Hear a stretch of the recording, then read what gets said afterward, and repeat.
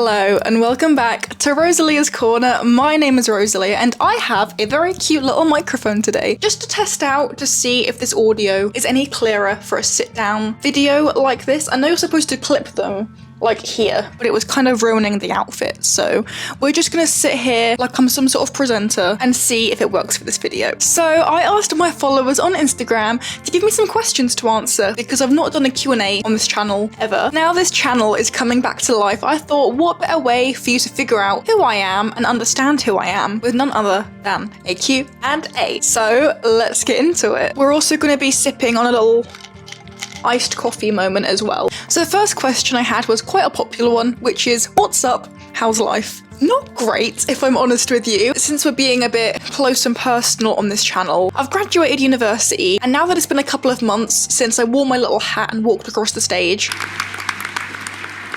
summer's passed, we're now in September. There's not been a lot for me to do. Granted, I went to Wales, I had some nice family time, I've been at home a lot, I've seen some friends, but other than that, it's just been a very big standstill. Granted, I finished uni officially at the end of May, but didn't graduate till July. And in between that time, I went to the Eras tour, I saw Green Day, I went to the Summer Capital Time Ball, and I saw Sabrina Carpenter there. I saw so many amazing people just in June alone. So that really kept me on a high for like a really long time, and then that ended and we had my birthday, we had graduation. Now I'm here and life is just not great. No one ever really tells you that when you finish university or when you finish education in general, the actual insanity of just trying to be a normal person, because one minute you're a kid and you're writing essays and you're doing exams and you're seeing your friends and you're going places, and the next minute you're a young adult and you're expected to survive in the world, and no one prepares you for that. No one tells you that you're going to wake up tomorrow and you have to worry about things, and you have to worry about where money's going to come from, and you have to worry about how to manage your house. And it sounds sad and it sounds like not a great way to introduce this video, but it's reality. I think every young person in one extreme or another can relate to that, and I think it's really important to be honest and upfront. It can really suck if you're unemployed, if you're losing interest in your hobbies, if you're just really confused about where you are. It's important to speak up about it because I think everyone at this age feels very alone. So I'm here to be honest about it. But yeah,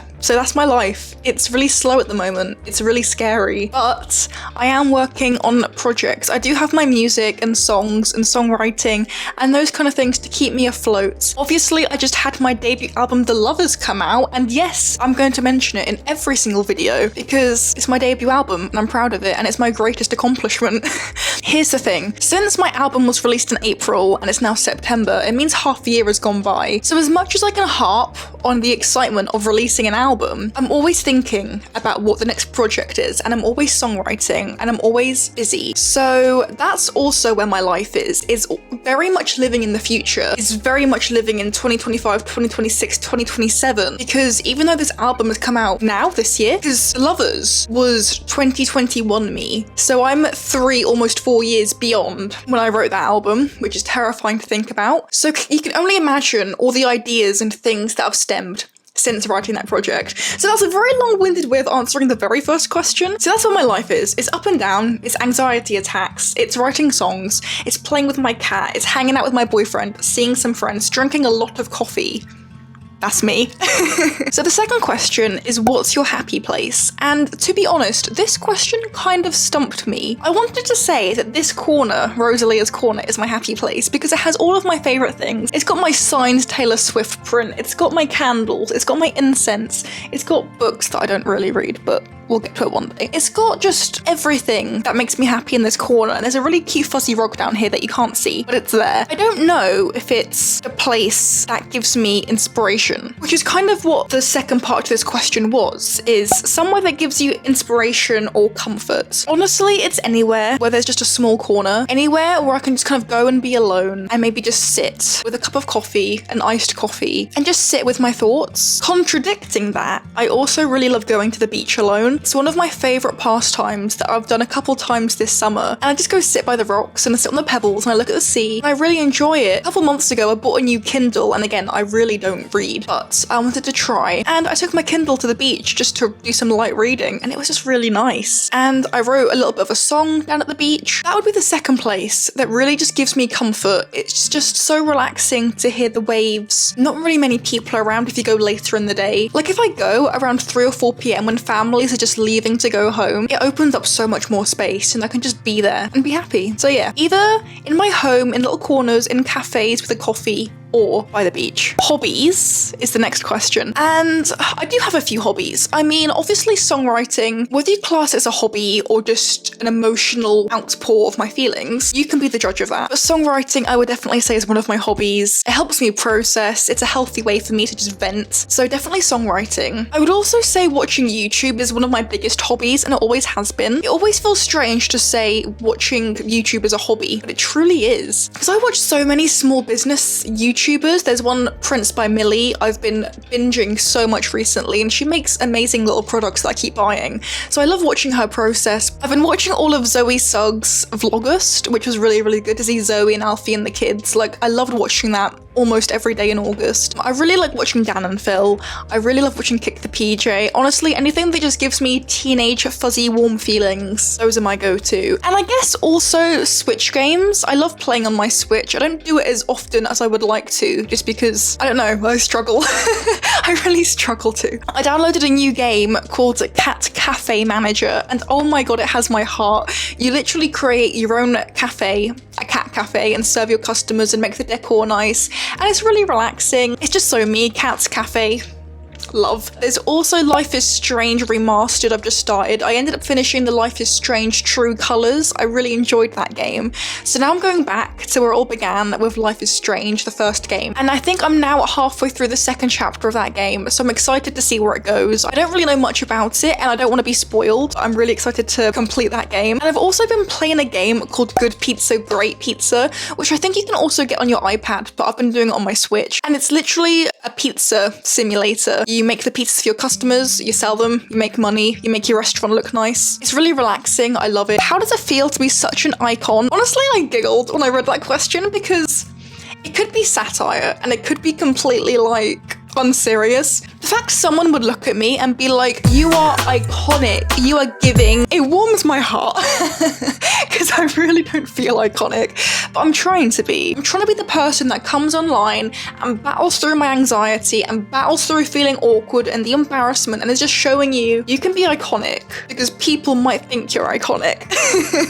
Someone asked me what are the top 5 influential albums that resonate through my music, and this one really stumped me because my music is just a combination of things that I've loved my entire life. So we could go all the way back to Miley Cyrus, the Breakout album, but my mum loved Back to Bedlam, James Blunt album, and I listened to a lot of that growing up. Very acoustic, very me. But then there's Taylor Swift. I mean, Speak Now, the stolen version, was my entire life when I was 10 plus. How old was I don't know, 12, 13, 14? So it's really difficult to say. Maybe those 3 albums kind of shaped me into a person. Also Hannah Montana. Sounds really strange, but I watched so much Hannah Montana TV, films, everything shaped me as a person. And then I would also say the Tortured Poets department is really shaping the kind of music I'm making now. I think I really love this very honest and raw, very talky kind of music that's really influencing me in this current stage of life. So I want to say those 5. And then an interesting question, which is what is my favourite song I've ever written, released or not? I'll give you both. So for released, I would say Some Imagery is my favourite song released thus far. The lyrical content, obviously, it means so much to so many people, and musically, every instrument that was added into that song really amplified it from just the guitar of what it was originally, but that's why I also released the acoustic version, because it's such a special song to me, and having the acoustic version as it was intended originally, plus the full produced version, I think I did something really special with that song. And for my favourite non-released song, this is a very hard question because I will tell you right now, I've written tens of hundreds of songs. Since of the age of 9, I've written so many songs. So to say I have a favourite out of those hundreds I've ever written, obviously I've written a lot of songs since The Lovers, but I don't really want to say anything since writing The Lovers. So I'm going to keep that quiet. I will say that any song I write automatically becomes my favourite. I did just write a song a few days ago and that immediately became my number one favourite. But if I go back in my catalogue, one of my favourite songs I'd ever written is called Burning Out. You'll probably hear it one day. I did post it on YouTube many years ago, but it has since been privated, and I'll probably share it and react to the song with you one day, because it was the first song that I wrote where I was like, oh my god, maybe songwriting is my calling. The lyrics were just always in my head. The bridge I'd written in maths class sat next to my friend on like the back of a scrap piece of paper, and I don't know, that song, it just clicked. I wrote a whole album kind of based around that one song, or it just, I don't know, but Burning Out is one of my favourite songs I've ever written. I was probably 15, I guess, 15, 14. But yeah, I love that song. How long have you been writing music? So I wrote my very first song when I was 9 years old. And I do mean wrote, because when I was 9, I went to Poundland with my mum, and for £1, I picked up a little pink notebook and I decided I want to start writing songs. So I did. That was in 2012. It was just before my 10th birthday. So yeah, I was 9 years old. I was in primary school. That's when I first started writing songs. Years before that, I'd been making up little things in my head, you know, maybe 6, 5 years old, just making up little tunes, little lyrics, little things. Nothing ever written down though. But honestly, it sounds so cheesy and generic to say all my life, but all my life. The next question is, what gives you inspiration for your songs? And life. Honestly, life. Whether it be a crush that I had, whether it be a person who treated me badly, whether it be a great thing, whether it be finding a boyfriend, whether it be someone treating me really nicely. Honestly, anything gives me inspiration. It's mostly life experiences. The majority of my songs, I'd say about 80%, are based around me. It's about what I've experienced in life. It's about my feelings. Some Imagery is one of those songs that didn't relate to me when I wrote the song. It was an outpour of what I know other women and other people had felt and experienced. And when I wrote the song, I hadn't experienced anything like that. But it was a relatable song. I've also written songs based on stories, and Burning Out was definitely one of those songs. It stemmed from a friend's idea that I kind of nitpicked their brain and then ended up putting into my own words into a song, which I really love doing. And then again, this question kind of continues off from that. What's the writing process like, and how long do you spend writing a song on average? I don't know if it's impressive or not. I've always prided myself in writing songs very, very quickly. On average, I would probably spend less than 2 hours writing a song. It would be maybe 20 minutes singing random things. I'd just maybe playing on my guitar, just like hearing a little melody I make up, and then the next minute I know I'm putting words to that. Excuse me looking like a complete drowned rat right now, but I wanted to give you an example of something I'm speaking about. So this is a song called Sooner Than Later that I wrote last year in May, and I want you to listen to the recording process from the second I got the idea to what the song ended up sounding like after I'd written it, basically.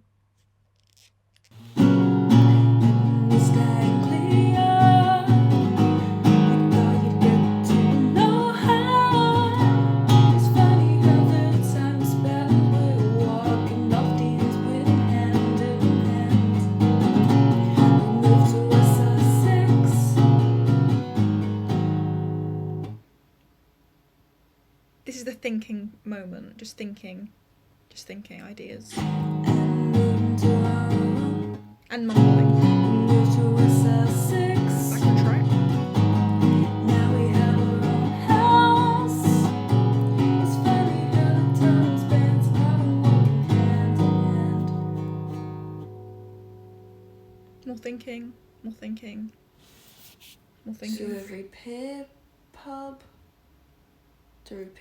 pub and promenade.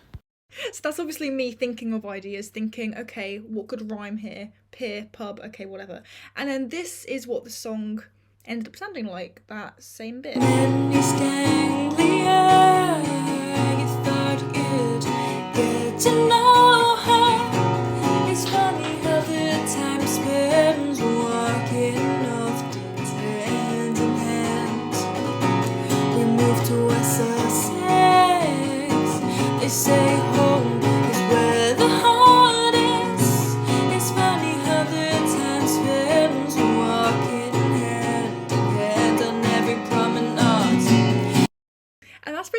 that ended up being. So what was 1 minute of just brainstorming was a 30-second first verse, and it all came together. So you can see kind of in the first clip how I'm just kind of mumbling, loads of pauses, lots of thinking quietly in my head, trying to type down a word. And then the end result, it all basically comes together. But I think of words in my head, like they're just in here, and then they just come out. So the writing process is very quick because it's all in here.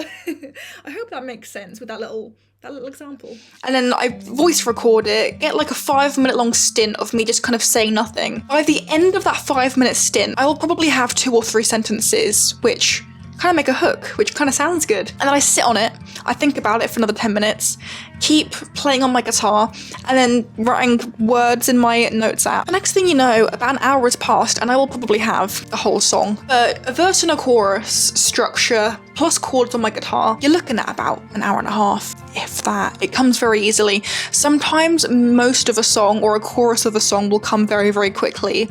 And then it takes me ages throughout the second verse. That could go on a week, a month, a day, I don't know. But I will always finish writing it within the span of an hour. I don't know if that's something to be proud of or not, but I'm quite proud of it. So what are your future plans with music? Like, are we gonna get a song, album, EP, and when? Oh boy, if you only knew. I wish I could tell you all of my secrets. I really, really do. Because I will tell you right now, all 3 of those things will be coming. Now, I'm not saying it's all going to come tomorrow. It's definitely not. All of that is definitely not coming this year. One of those things will be coming this year. There may be something I'm working on. I don't know. We'll see. And then next year is going to be pretty full on. There's definitely The Lovers, which that journey hasn't quite finished yet. The story of The Lovers is not quite over yet. Yeah, we'll be revisiting that at some point early next year. What was the hardest song to write? I think you said Premonition, but what else? Premonition was definitely the hardest song to write, but you said what else? So let me think. I need to see my own track list. Hold on. Premonition was the hardest one to write. So what do we have left? 7 songs. I'll take them off as I go along. So Coastline, the last song on the album, was a pretty easy song to write. It was a very emotional song to write. Emotionally, it was probably the hardest because it's all about me moving to Brighton and going off to uni and leaving a part of myself behind and anxious as to what was going to come.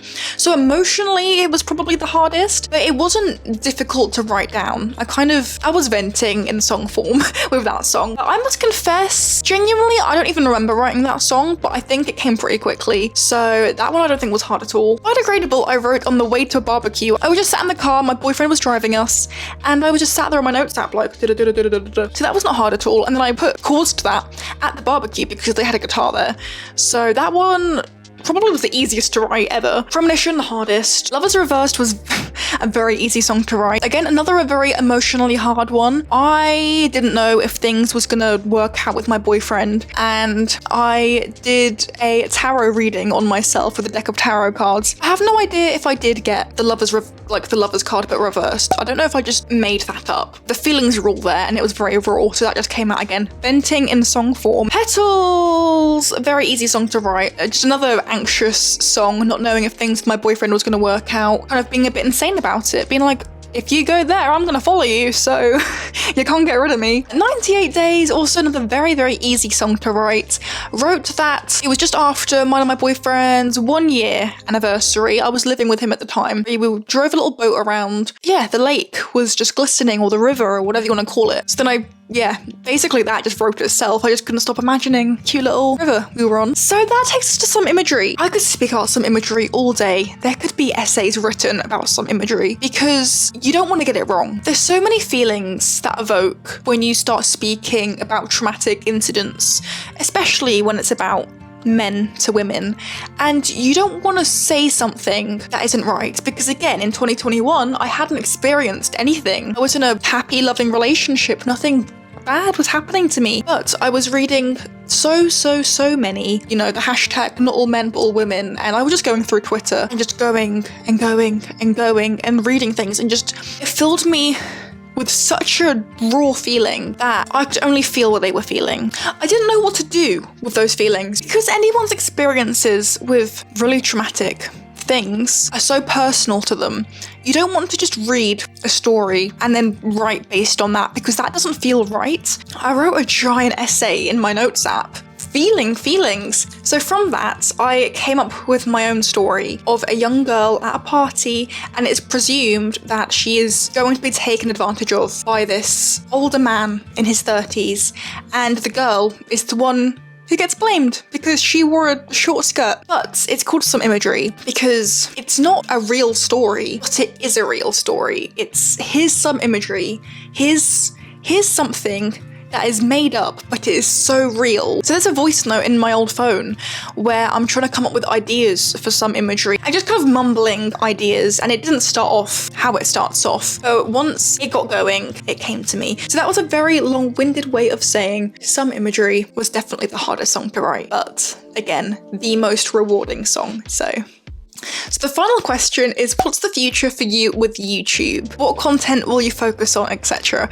So that is a really good question. I think that is a very good question to end this video on, because this channel is only just coming back to life again. So it's a very good time to just reset and start over. And what that means for me is honestly just finding myself. From what I've gathered, just kind of by doing this video, I love songwriting so much, and I have done for all my life by the sounds of it. The evidence is very clear that songwriting has my heart, and it likely always will. So I think I want to delve into the songwriting world more. I think I want to explore my music, other songs I've written from when I was a lot younger, go look at those, speak about what my songwriting process is now, also look at other musicians. I would love to look at Taylor Swift's songwriting process. I would love to explain my favourite lyrics of other musicians. Honestly, anything lyrical. I think I want to make a lot of videos just based on songwriting, so if that's something you're into, stick around. But I also want to do vlog content. If I'm just going out with my boyfriend, we're going to Cornwall in a few weeks, so I would love to just get a few clips showing you my time there. Also like raw emotional stuff, because people aren't happy all the time, and I'm definitely not happy all the time. I'm sad too much of the time. But this really makes me happy. Doing things, speaking about things, just being open about things makes me really happy. So being honest about that. I have social anxiety. I struggle with depression. I struggle with things, and it's okay to be vocal about that. Let's see if Cat in the Box goes anywhere. I would love it to do something. So please buy a Cat in a Box if you have not. Of course you haven't, because I've had no sales. I definitely want to show cozy things, like cozy Switch games, cozy songs, books. I don't really read books, but I have a whole library behind me, so I really want to get into reading books. Showing you me to my core. It's the songwriting, it's the coziness, it's the mental health, it's just life after uni, it's being 22 and it's figuring out what the hell is going on. So this channel is literally just about me finding myself. It's about what I love, what I do, where I want to be, what I hope to be. I want you to come on this journey with me. Well, there we go. That is all of the questions answered. I can't believe I've done my first ever Q&A video. Yeah! I don't know, I feel like a proper little YouTuber right now with my little microphone and my little camera setup and my little notes. Oh my god, I feel so fancy. If you enjoyed finding out some new things about me, please give this video a like. Please leave a comment with what you were interested to find out about me. Is there a fact that you didn't know? Is there something you'd like me to speak about more in the future? Let me know, because I definitely want to make Q&As not too regular, but regular enough where as the more people kind of enter my little Rosalia community, I want you to kind of be here. I've started to make a plan of uploading videos on a Monday is what my plan is. I don't want to sound too promising, but I would like to upload very regularly on a Monday, hopefully at 10 in the morning, 10 a.m. UK time. Press the bell icon if you want to stay alert when I upload a video, and you can be one of the first to see it when I do upload. Please subscribe if you want to see more of me. You've got to subscribe, otherwise how are you going to see me? Thank you so much for watching this video. I've barely drank much of my iced latte. We've kind of gotten to here, and now it's really watery. You're gonna learn that I'm a bit of a yapper and I don't really stop speaking, so if you want to feel like you're having FaceTime with one of your friends, just sit me in the corner, I'll chat away at you. You can just get on with your life. It's a happy little vibe. Well, thank you so much for watching, and I'll see you again, hopefully, next Monday. Bye!